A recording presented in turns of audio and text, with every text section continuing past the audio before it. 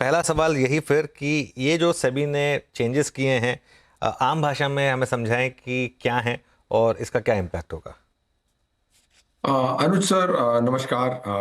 Thanks to have me with you again.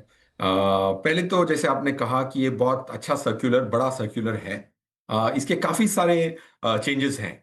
But ये जो scheme rationalisation की अगर हम हिस्ट्री जाने तो 2018 में जो स्कीम रैशनलाइज हुई, और जो स्कीमों पे पाबंदी लगी और हर कैटेगरी को क्लियरली डिफाइन किया, उसकी ये और एक मुहिम है उसको और क्लियरली डिफाइन करने की।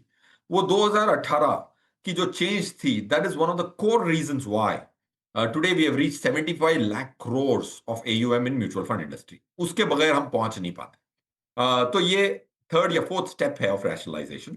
तो इसमें क्या फर्क मतलब पहले तो एक सिनॉप्सिस अगर बोलूं तो सेबी ने जो बारीकी पकड़ी है और थीम पकड़ी है वो बहुत अच्छी है और बहुत सेंसिबल है। तो ऑफ कोर्स सेंसिबल होगी, बट एक रीएश्योरेंस मिलता है एज एन इन्वेस्टर और अ distributor. I get a reassurance that the regulator is thinking so logically. For example, value और कॉन्ट्रा, ये दोनों कैटेगरी अलग कर दी। पहले ये दोनों सेम में आती थी।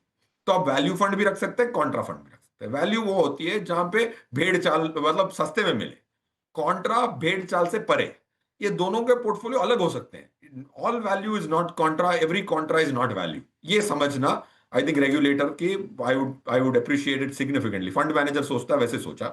वन सेकंड, अब अगर आपने दोनों ही रखने हैं तो इंटरसेक्शन नहीं होना चाहिए कि एक एक सेम पोर्टफोलियो को दूसरे रैपर में, old fine in wine in new bottle बोलते हैं ना, वो मत कीजिए। 50% नॉन इंटरसेक्टिंग होना चाहिए। वो सेकंड अच्छा कदम बोला। तो पोर्टफोलियो इंटरसेक्ट नहीं हो सकता। तीसरा, अगर आप ऑलरेडी इंटरसेक्ट कर रहे हैं काफी सारे स्कीमों में, तो उसको मैं 3 साल का वक्त देता हूं, या देती हूं एज अ सेबी। तो उसको इंटरसेक्शन कम कीजिए, 1 साल में नहीं, 3 महीने में नहीं, 4 महीने में नहीं।